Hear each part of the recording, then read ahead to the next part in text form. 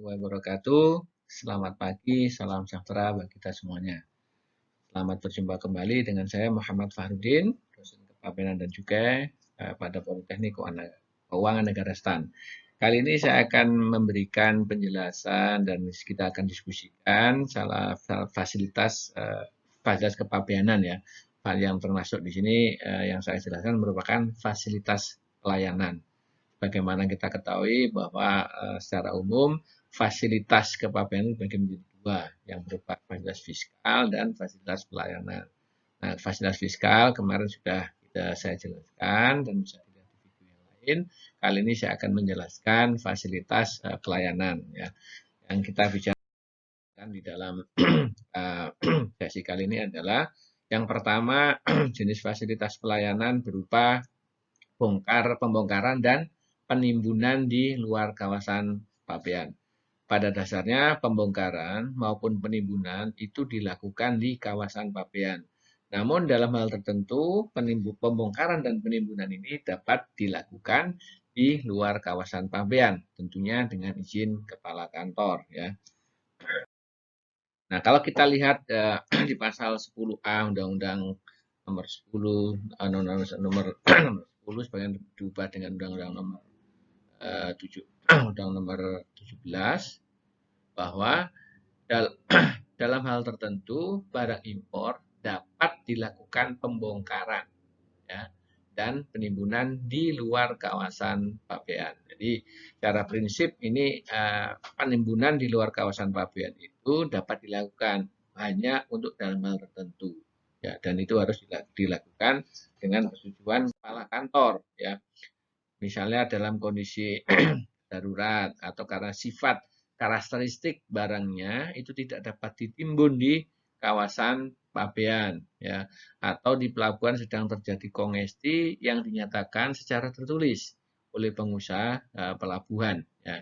Dan yang keempat adalah alasan lain berdasarkan pertimbangan kepala kantor. Misalnya di suatu daerah itu di pelabuhan pelabuhan yang berstatus kawasan pabean lokasinya berjauhan sehingga berjauhan dengan lokasi pabrik ya, sehingga apabila nanti dibongkar di situ tentu menimbulkan biaya yang lebih. Sementara di sisi lain perusahaan memiliki pelabuhan khusus ya, pelabuhan khusus untuk kegiatan bongkar muat. Ini bisa digunakan sebagai bahan pertimbangan bagi kepala kantor untuk memberikan perizinan pembongkaran dan penimbunan di luar kawasan pabean. Nah, sedangkan proses bisnis untuk mendapatkan izin kepala kantor agar dapat melakukan kegiatan pembongkaran dan penimbunan di luar kawasan pabean. Yang pertama tentunya adalah terkait dengan pembongkaran, ini porsinya pengangkut ya, itu mengajukan permohonan. Disertai dengan dokumen pendukungnya, tentunya ada BL di situ ya, BL yang menyatakan bahwa barang dimuat di mana dan dibongkar di mana. Kemudian ada packing list barang ya. Kemudian tentunya ini yang penting, tidak kalah penting adalah alasan mengapa melakukan pembongkaran atau penimbunan di lokasi yang sedang dimintakan ya. Nah, kemudian permohonan disampaikan kepada kepala kantor. Nah, nanti kantor pabean yang mengawasi tempat pembongkaran itu akan melakukan penelitian dokumen. Di situ penelitian dokumen dan dalam hal diperlukan itu nanti dilakukan pemeriksaan lokasi. Pemeriksaan lokasi untuk menentukan apakah lokasi pembongkaran atau penimbunan memenuhi persyaratan ya, memenuhi persyaratan terkait dengan pembongkaran maupun penimbunan. Ini terkait dengan keselamatan akan barang karena di situ ada hak negara yang belum dipenuhi ya. Di sini jadi pertimbangan ya, lokasi tempat untuk melakukan pembongkaran maupun penimbunan. Nah, setelah dilakukan pemeriksaan lokasi ini, nanti pemeriksa yang ditunjuk melakukan pemeriksaan lokasi itu akan membuat yang namanya berita acara pemeriksaan lokasi. Ini sebagai salah satu pertimbangan bagi kepala kantor untuk membuat keputusan apakah permohonan itu diterima atau ditolak ya. Itu terkait dengan permohonan berkaitan dengan penimbunan di luar kawasan pabean. Kemudian fasilitas yang kedua adalah returnable package. Ya. Returnable package ini merupakan salah satu jenis fasilitas berupa yang diberikan kepada pengusaha yang menggunakan kemasan, ya baik impor maupun ekspor, yang secara berulang-ulang. Jadi kemasannya ini digunakan untuk mengemas barang yang menjadi pokok impor atau ekspornya. Misalnya yang saya kasih ilustrasi, contoh gampangnya adalah gas ya. Gas di situ misalnya diimpor dalam wadah tabung ya, tabung LPG misalnya LPG yang diimpor itu adalah gasnya, maka kemasannya berupa tabung LPG ini masuk kategori returnable package. Package-nya dipakai berulang-ulang. Ya, ini yang disebut dengan returnable package. Ada juga misalnya box ikan ya, box ikan ekspor menggunakan box sampai di negara tujuan, box itu dikembalikan lagi. Sehingga pada saat kembali itu kan merupakan barang impor. Karena barang impor tentunya harus berutang bea. Sementara kalau nanti misalnya barang akan dikeluarkan kembali, akan menjadi impor sementara. Ya, karena begitu barang masuk impor, nanti akan dipakai lagi keluar ekspor. Nah, kalau nanti pakai mekanisme impor sementara, tentu nanti ada beban administrasi yang berlebihan ya, karena setiap kegiatan harus dilakukan impor sementara. Ada beban administrasi baik bagi pengusaha maupun bagi bea cukai, sehingga dimunculkanlah fasilitas yang bernama returnable package ya. Nah, untuk jenis-jenis returnable package ini bisa dikelompokkan menjadi dua. Yang pertama adalah returnable package untuk package buatan dalam negeri, ya itu RPC kalau sering disingkat dengan RPDN, itu misalnya untuk ngangkut barang ekspor, ya nanti akan dikembalikan lagi, diimpor kembali, ya sehingga dapat dipakai sebagai impor sementara yang tadi ya, karena nanti begitu ekspor masuk keluar lagi, jadi barang ini nanti bolak balik antara luar daerah pabean dan luar daerah pabean. Nah, atas impor kembali dapat diberikan pembebasan ya, nanti pembebasan biaya masuk dalam rangka impor. Ya, ini kalau untuk returnable package dalam negeri. Ya. Kalau yang kedua adalah jenisnya returnable package itu yang berasal dari luar daerah pabean. Ya, ini untuk returnable package jenis ini itu dapat dikeluarkan dari kawasan pabean atau tempat lain yang diperlakukan sama dengan kawasan pabean itu sebagai impor sementara. Kenapa? Karena barang ini nyata-nyata akan dikeluarkan kembali dalam jangka waktu paling lama 3 tahun. Masih dalam konteks pengertian impor sementara. Nah, terhadap impor sementara ini dapat diberikan pembebasan biaya masuk dalam rangka impor. Ya, namun nanti mekanismenya diatur tersendiri khusus untuk returnable package ya. Nah, kemudian persyaratan yang terkait dengan returnable package itu yang pertama tentunya tidak habis pakai ya, baik secara fungsi maupun secara umum. Ya, ini sama dengan persyaratan yang ada pada impor sementara ya. Kemudian yang kedua adalah tidak mengalami perubahan bentuk. Ya, tidak mengalami perubahan bentuk secara hakiki. Yang ketiga, saat diekspor kembali dapat diidentifikasi sebagai barang yang sama dengan saat impor. Atau sebaliknya, saat diimpor kembali dapat diidentifikasi sebagai barang yang sama saat impor. Tujuan penggunaan returnable package ini juga harus jelas, ya jelas untuk apa. Misalnya tadi tabung gas ya, untuk kemasan gas ya, kemasan gas yang diimpor atau ikan tadi. Tujuannya adalah sebagai pengemas ikan yang diekspor ya. Sehingga pada saat masuk nanti bisa dikenali dan mendapat fasilitas pembebasan biaya masuk. Nah, untuk returnable package ini itu harus memperoleh izin dari kepala kantor.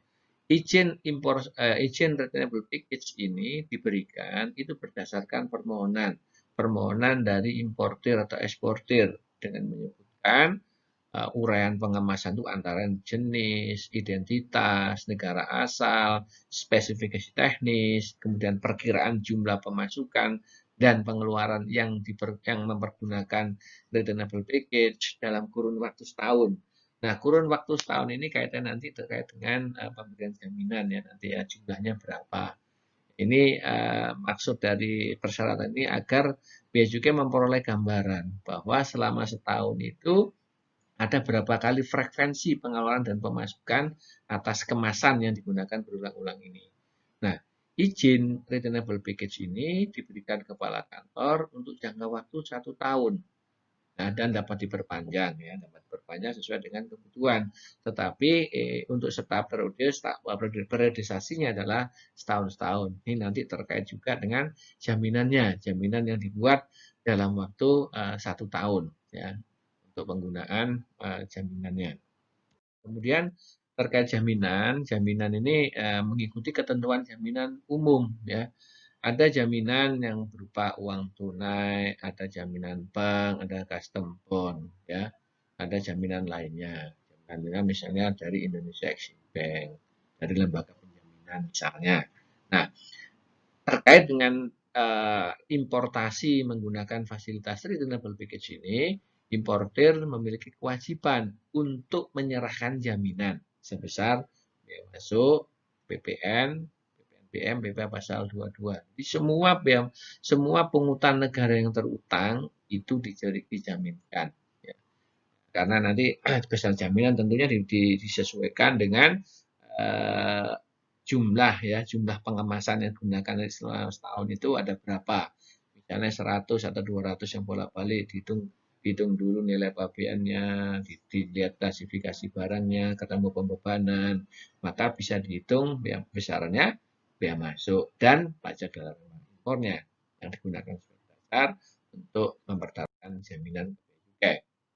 Nah, terkait dengan kegiatan importasinya itu dilakukan dengan cara diimpor dalam rangka pengangkutan ya. Returnable package ini diimpor dalam rangka pengangkutan dan atau pengawas barang impor, maka wajib menyerahkan pemberitahuan pabean impor ya. Pemberitahuan pabean impor di sini adalah PIB ya. Yang terdiri dari barang impornya sendiri, ya kalau misalnya dia impor ya buka impor ya, nanti baliknya kosong. Berarti dia pemberitaan pabean impornya itu meliputi barang impornya dan kemasannya, returnable package-nya. Misalnya tadi ilustrasi yang gampang ya, contohnya adalah importasi gas LPG misalnya di dalam tabung 15 kilo misalnya. Nah itu dua-duanya diberitahukan jumlah gasnya dan tabung gasnya diberitahukan. Nah, nanti setiap kali ada importasi, ini dicantumkan nomor dan tanggal cap returnable package yang diberikan oleh kantor pabean. Dan ini capnya nanti dilampirkan. Setiap kali ada importasi. Nah, returnable package yang diimpor tidak dalam rangka pengangkutan, maka pemerintah pabean impor terdiri dari returnable package saja. Misalnya tadi returnable package-nya ini digunakan untuk ekspornya misalnya. Jadi saat masuk saat masuknya itu di dalam pemberitahuan pabean impornya itu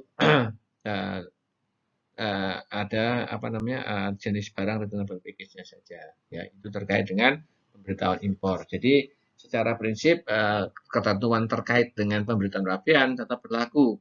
Namun di sini yang berbeda adalah mendapat fasilitas pembebasan bea masuk. Ya. Kemudian cara penghiasannya mengikuti ketentuan tata cara pengisian PIB dengan fasilitas, yaitu dengan cara mencantumkan nomor dan tanggal cap-nya dan juga melampirkan cap returnable package.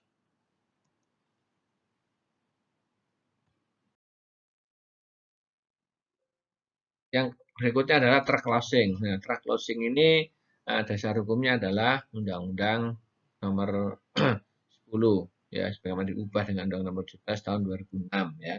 Kemudian ada PMK di sini nomor 229 2015 dan Perdirjen ya nomor 11 2000. Apa itu track closing? Track closing merupakan fasilitas atau kemudahan pelayanan yang diberikan oleh Bea Cukai untuk pengangkutan barang ya secara langsung dari kapal kemudian dipindahkan ke truk kemudian keluar kawasan pabean. Artinya dengan fasilitas track closing ini barang dapat dipindah dibongkar dari kapal langsung ke atas sarana pengangkut darat berupa truk, kemudian tanpa penimbunan langsung dikeluarkan dari kawasan. Jadi proses pengeluarannya lebih cepat ya. Perpindahan barang dari kapal ke truk langsung pergi keluar daerah pabean. Ini tidak diperlukan penimbunan lagi di baik di gudang maupun di lapangan penimbunan yang ada di kawasan pabean. Jadi langsung bisa keluar. Tentunya ini akan mempercepat waktu pengeluaran barang dan juga ada efisiensi biaya bagi perusahaan yang melakukan kegiatan dengan fasilitas ini. Pertanyaan berikutnya adalah, siapa penerima fasilitas truck loading? Secara umum, setiap importer dapat menggunakan fasilitas ini, tapi dengan permohonan.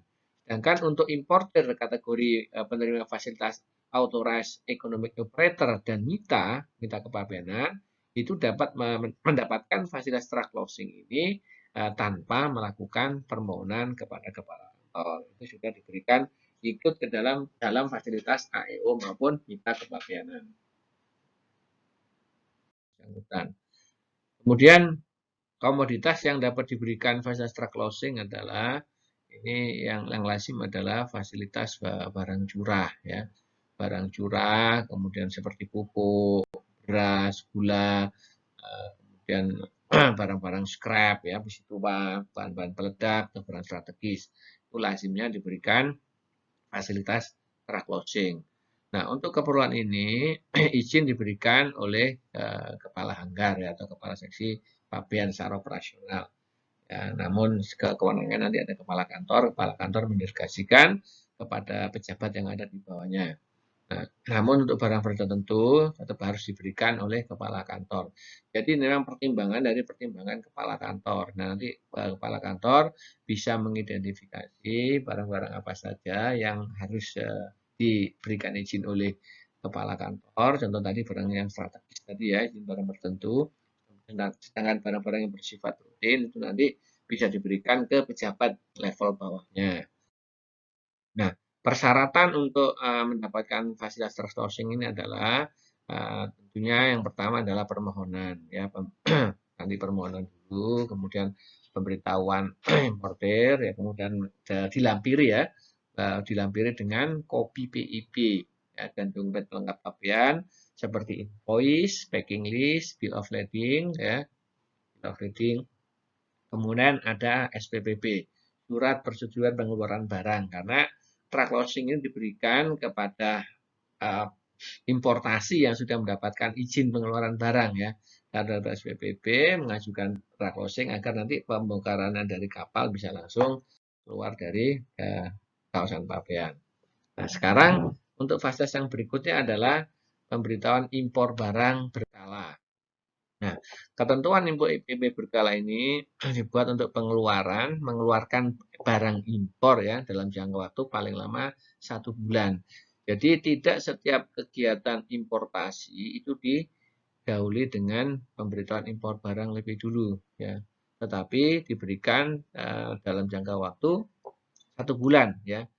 Direkap dulu kegiatan impor selama 1 bulan baru disampaikan PIB 1 ya dalam bentuk PIB berkala. Ini kalau kegiatan selama 1 bulan dibutuhkan 1 PIB berkala dan jangka waktu 1 bulan. Penyampaiannya kepada kepala kantor pabean itu paling lambat 15 hari kerja setelah jangka waktunya berakhir.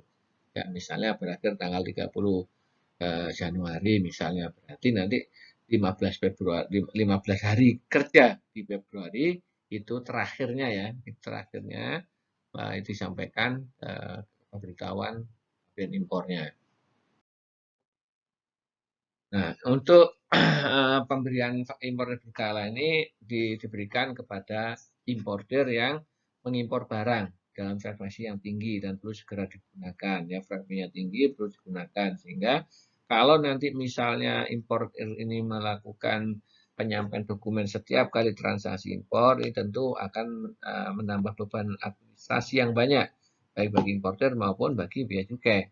Ya, ini ada jadikan salah satu pertimbangan untuk memberikan fasilitas ini. Termasuk juga barang ini segera dibutuhkan oleh pengguna. Yang kedua adalah barang yang diimpor melalui pipa, saluran pipa atau melalui jaringan transmisi ya listrik misalnya. Ini menggunakan impor sementara karena untuk importasi barang melalui pipa atau jaringan transmisi tentunya untuk menghitung jumlah barang itu akan susah ya. Maka dibutuhkan alat nanti yang namanya alat ukur, meteran di situ. Meteran yang dipasang dan dilakukan segel oleh bea cukai. Memastikan jumlah dan setiap 1 bulan nanti akan dicek berapa penggunaan barang ya, barang yang masuk ya selama jangka waktu sebulan. Ini digunakan sebagai dasar nanti jumlah dalam pemberitahuan impor barang. Contohnya impor listrik ya, impor listrik dari Malaysia ke Indonesia. Ini kan cukup bea cukai cukup dan nanti meterannya disegel bea cukai, dilihat di situ. Selama periode 1 bulan itu ada pemasukan berapa bisa dari meteran. Tentunya dengan cara menghitung saldo akhir dikurangi saldo awal. Di selisihnya itulah yang merupakan jumlah importasi dalam periode itu yang akan menjadi pemberitahuan PIB-nya ya begitu. Barang yang ketiga adalah berdasarkan pertimbangan Direktur Jenderal. Selain 2 barang ini nanti ada pertimbangan Direktur Jenderal yang memberikan itu. Nah, terkait dengan PIB berkala ini yang dilakukan oleh Bea Cukai dalam melakukan pengawasan adalah tadi ya melakukan pengukuran alat paling sedikit 1 kali setiap akhir jangka waktu. Kemudian hasil pengukuran dijadikan kewajaran jumlah. Nah, kepala kantor dapat melakukan pencabutan terkait dengan izin ya, izin sementara apabila yang pertama karena ini atas permohonan importir, ini merupakan kegiatan pasif dari bea cukai menunggu kalau orang ada permohonan pencabutan nanti bea cukai akan memberikan pencabutan. Nah, yang kedua barang tidak memenuhi persyaratan lagi memberikan PIB berkala. Yang ketiga adalah tidak memenuhi kewajiban penyampaian PIB. Karena sebagaimana saya sebutkan tadi, penyampaian PIB ini dilakukan paling lambat 5 hari kerja dan berikutnya. Ya. Setelah pencabutan, kalau nanti pencabutan dilakukan, maka jaminan akan dicairkan ya untuk membayar tagihan bea masuk dan pajak dalam rangka impor. Dan untuk pencabutan ini dikenakan sanksi administrasi berupa denda ya kalau ada pelanggaran ya. Nah, ini proses bisnis untuk PIB berkala itu mengajukan permohonan kepada importir mengajukan permohonan kepada kepala kantor pabean ya yang mengawasi atau tempat dilakukan importasi. Ya. Di sini akan dicek barang telah memenuhi persyaratan larangan pembatasan, jumlah barang dapat diukur dengan alat ukur yang berada di bawah pengawasan kantor pabean, kemudian jenis barangnya tidak berubah-ubah, tetap seperti itu, tidak ganti-ganti sehingga tidak menimbulkan kesulitan bagi bea cukai dalam melakukan pengawasan ya itu merupakan persyaratannya. Nah kemudian nanti akan dilakukan penelitian baik terkait dokumen maupun penelitian lapangan untuk mengecek alat angkut alat ukurnya sudah diterah atau tidak, memenuhi syarat atau tidak, kemudian dilakukan penyegelan di situ. Nah, terkait dengan keputusan bea cukai tentunya nanti bisa yang pertama dilakukan persetujuan ya dilakukan persetujuan untuk memberikan PIB berkala. Ini berlaku sampai dengan dicabut. Ya. Nah, untuk PIB berkala, persetujuan PIB berkala ini merupakan dokumen pelengkap pabean untuk pengeluaran barang. Itu kalau nanti misalnya keputusan kepala kantor memberikan persetujuan. Nah, dalam hal kepala kantor menolak karena persyaratan tidak dipenuhi, maka kepala kantor akan mengeluarkan surat penolakan disertai dengan alasan kenapa ditolak. Itu adalah gambaran terkait dengan proses bisnis permohonan PIB berkala. Yang berikutnya adalah pre-notification. Ya, di sini pre-notification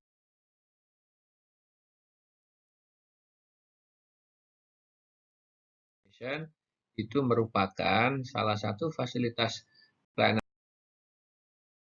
yang diberikan oleh Bea Cukai untuk menyerahkan pemberitahuan impor barang sebelum kedatangan sarana pengangkut. Ya. Pada dasarnya, pemberitahuan impor barang itu disampaikan setelah pengangkut menyerahkan pemberitahuan sarana pengangkut. ya, akan menyerahkan pemberitahuan kedatangan sarana pengangkut, kemudian mendapat nomor. Nah, nomor inilah digunakan sebagai salah satu variabel data yang diisikan di dalam pemberitahuan impor barang. Itu dalam kondisi umum. Nah, dengan ada fasilitas ini, maka importer dapat memanfaatkan penyampaian pemberitahuan impor barang itu sebelum kedatangan, sebelum penyerahan kedatangan sarana pengangkut. Nah, dasar hukumnya adalah Undang-Undang Kepabeanan Nomor 10 Tahun 1995, kemudian setelah diubah dengan Undang-Undang Nomor 17 Tahun 2006. Kemudian Keputusan Menteri Keuangan Nomor 112 2003, kemudian Perpres Dirjen 08 2009.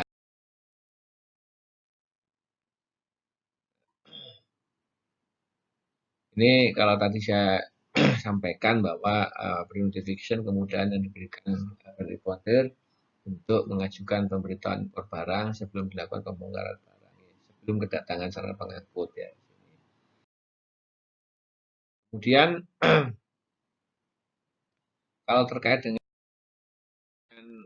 tahapannya atau proses bisnisnya, kalau misalnya kita lihat di pelabuhan laut itu secara umum sama ya, ini memang kalau di untuk di KPU itu ada sedikit kekhususan ya, tapi secara umum sama ya, mengajukan permohonan dulu.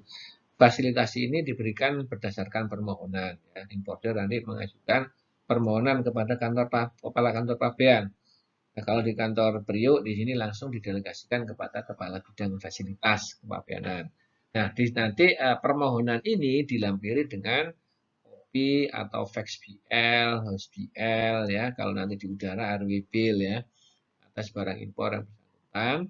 Kemudian yang ditanda sahkan oleh pengangkut. Kalau misalnya dia belum datang, kalau sudah datang tidak perlu lagi tanda sah ya. Jadi nanti dokumen lampirannya itu ada BL atau RW Bill ya, kalau di pelabuhan udara. Kemudian importer menerima persetujuan dalam bentuk 21 ya. Ya, dalam hal nanti permohonan mendapat persetujuan ya, tentunya setelah mengalami proses penelitian dokumen ya, ini tidak memakan waktu lama karena persyaratannya juga sederhana untuk mengajukan fasilitas pre-notification ini. Nah, terkait dengan kewajiban importer, ini menyampaikan pemberitaan pendahuluan dengan mengajukan PIB paling cepat 3 hari kerja sebelum dilakukan pembongkaran barang impor. Ya, sebelum kedatangan. Jadi sebelum mengajukan pembongkaran 3 hari kerja sebelum pembongkaran itu importer mengajukan pemberitahuan PIB. Ya, PIB H-3 pembongkaran. Ya. Setelah mendapat persetujuan tentunya ya, itu adalah pre-notification. Fase yang kedua adalah pre-entry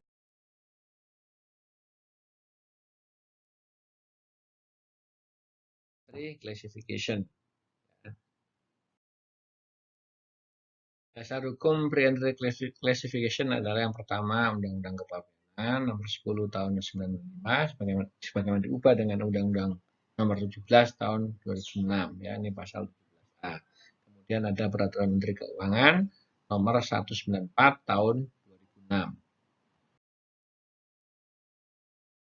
dan PMK.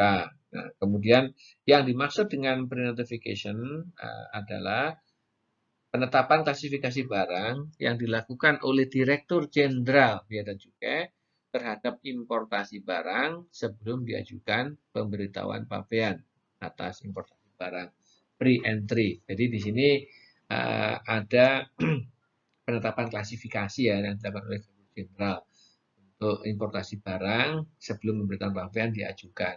Artinya ini diberikan dan tentunya nanti berdasarkan permohonan, sekali lagi permohonan dari importer yang membutuhkan advice terkait dengan klasifikasi barang karena importer tidak memahami klasifikasi atas barangnya sehingga mengajukan permohonan kepada Direktur Jenderal. Kemudian proses bisnis untuk mendapatkan fasilitas pre-notification adalah importer mengajukan permohonan kepada Direktur Jenderal ya. Di sini UP-nya Direktur Teknis Kepabeanan. identifikasi kepabeanan, tentunya dengan format yang sudah ditentukan. Ya, di sini persyaratannya adalah importer sudah memenuhi nomor memiliki nomor identitas untuk dapat melakukan kegiatan pabeanan. Artinya importer sudah memiliki NIK, kalau sekarang sudah memiliki NIB yang telah mendapatkan akses kepabeanan. Yang berikutnya adalah importer tidak sedang mengajukan pemberian pabean impor barang yang diajukan klasifikasinya. Karena pre-entry ini penetapan pendahuluan sebelum importasi, maka tentunya ada syarat. Ya, importer tidak sedang mengajukan, artinya PIB ini tidak boleh diajukan lebih dulu. Kalau sudah diajukan, berarti pasti akan ditolak. Ya, karena nanti tidak akan bermanfaat. Jadi PIB-nya nanti dibuat pemberitahuan pabean impor yang akan dibuat setelah mendapatkan penetapan klasifikasi dari Direktur Jenderal, ya. Nah, atas barang yang diajukan penetapan klasifikasi ini tidak sedang dalam proses keberatan maupun banding di pengadilan pajak, ya. Memang benar-benar barang ini belum dilakukan, ya, belum dilakukan importasi, sehingga dimintakan penetapannya oleh Direktur Jenderal. Itu merupakan persyaratan berikutnya. Nah, kemudian nanti importer juga melampirkan data teknis tentang barang. Ini penting karena untuk mengidentifikasi suatu barang, Bea Cukai memerlukan data-data terkait dengan barang itu secara rinci dan jelas, ya. Nanti bisa menggunakan merek dagangnya, bisa ada gambar atau brosurnya disampaikan, atau katalog, ada produk specification misalnya, meal certificate untuk misalnya barang-barang yang berasal dari besi atau baja dari industri, ya. Kemudian alur proses produksi, ya, terkait dengan barang yang dimintakan penetapan klasifikasinya. Kalau ada MSDS, Material Safety Data Sheet, untuk barang-barang kimia, ya. Kemudian Certificate of Analysis, itu barang kimia. Kemudian hasil pengujian laboratorium Bea Cukai, ya, atau lab lainnya yang diakui oleh Bea Cukai, itu membantu mempermudah penetapan klasifikasi terkait dengan kejelasan data barang. Kemudian dokumen-dokumen lainnya yang dapat memberikan informasi sebagai bahan pertimbangan untuk menetapkan klasifikasi barang. Jadi secara prinsip lampiran data teknis barang ini harus dibuat secara rinci, ya, disertai dengan dokumen yang mendukung. Hal ini diperlukan oleh Bea Cukai untuk mengidentifikasi suatu barang agar dapat diklasifikasikan dalam suatu tarif pos. Makin jelas, makin lengkap spesifikasi barangnya, tentu makin memudahkan atau mempercepat keputusan penetapan klasifikasi barangnya. Di ini ada kerjasama antara Bea Cukai dengan importer, ya. Importer membantu mensuplai Bea Cukai dengan data-data yang diperlukan atas barang spesifikasi teknis. Ini untuk mempercepat proses penetapan klasifikasinya. Kemudian yang kedua adalah pejabat Bea Cukai tentunya akan melakukan penelitian atas permohonan barang, ya. Penelitian barang, permohonan dan spesifikasi teknis, ya. Kemudian dapat menyampaikan permintaan data tambahan, contoh misalnya, atau informasi lainnya, ya, secara tertulis. Jadi pada saat permohonan sudah sampai di Bea Cukai akan melakukan penelitian. Kalau nanti pejabat Bea Cukai itu pada melakukan pemeriksaan itu mendapat kekurangan, ya, terhadap dokumen, belum bisa mengidentifikasi karena ada diperlukan tambahan data, maka pejabat Bea Cukai dapat melakukan permintaan data secara tertulis kepada importer, ya, terkait dengan bisa cara contohnya maupun spesifikasinya. Nah, importer harus menyerahkan data tambahan, contoh barang untuk keperluan identifikasi dan atau informasi lainnya yang diminta oleh pejabat Bea Cukai. Itu paling lambat 14 hari kerja terhitung sejak tanggal surat permintaan data tambahan atau contoh barang untuk ketentuan identifikasi dan informasi lainnya. Jadi Bea Cukai memiliki janji layanan itu paling lambat 14 hari kerja terhitung setelah tanggal surat permintaan data tambahan dan contoh barang keperluan identifikasi, ya, setelah surat diterima, ya, nanti, ya. Apabila importer tidak menyerahkan dalam jangka waktu yang telah ditetapkan, maka permohonan surat klasifikasi ditolak. Kenapa? Karena bea cukai tidak dapat menetapkan klasifikasi barang karena kekurangan data. Nah, kalau datanya kurang, tentunya nanti klasifikasinya tidak bisa pas ya, tidak bisa ditentukan dengan benar. Makanya nanti bea cukai akan melakukan penolakan karena bea cukai tidak bisa menetapkan klasifikasi barang berdasarkan data yang ada. Yang berikutnya adalah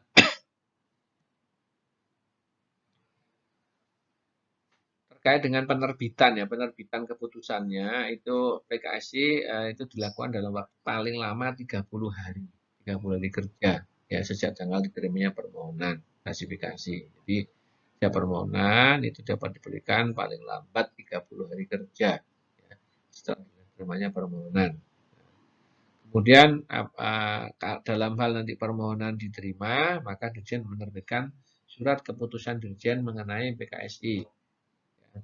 Penetapan klasifikasi sebelum importasi ya untuk classification. Ya. Kemudian dalam hal permohonan ditolak, nanti Direktur Jenderal akan menyampaikan surat pemberitaan penolakan disertai dengan alasan penolakan. Itu merupakan proses bisnis bagaimana importer mengajukan pemberitahuan klasifikasi, penetapan klasifikasi sebelum importasi, ya, pre-entry classification. Nah, masa berlakunya untuk PKS ini adalah 3 tahun terhitung sejak tanggal ditetapkan dan sepanjang barang impor mempunyai identifikasi yang sesuai dengan identifikasi barang dalam PKSI. Artinya keputusan terkait PKSI ini ada jangka waktu 3 tahun, tapi dengan syarat barang impor yang tiba yang datang itu memiliki identifikasi yang sama, identifikasinya sesuai ya dengan yang diajukan.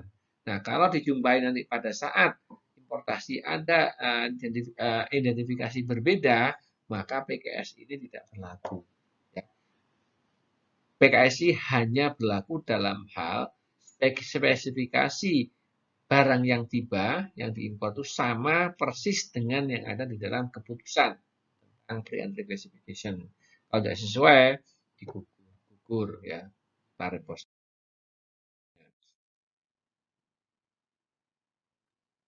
Nah, untuk peninjauan kembali ya, peninjauan kembali terhadap keputusan PKSI ya. Importer dapat mengajukan peninjauan atas keputusan Dirjen mengenai PKSI ya.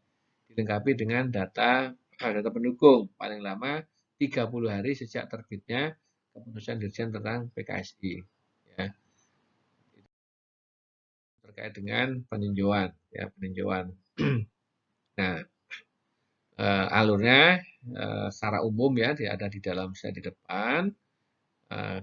Di sini importer mengajukan permohonan kepada Dirjen, Dirjen kemudian melakukan penelitian terkait dengan permohonan itu, nanti outputnya hasil dari penelitian itu bisa diterima, bisa ditolak.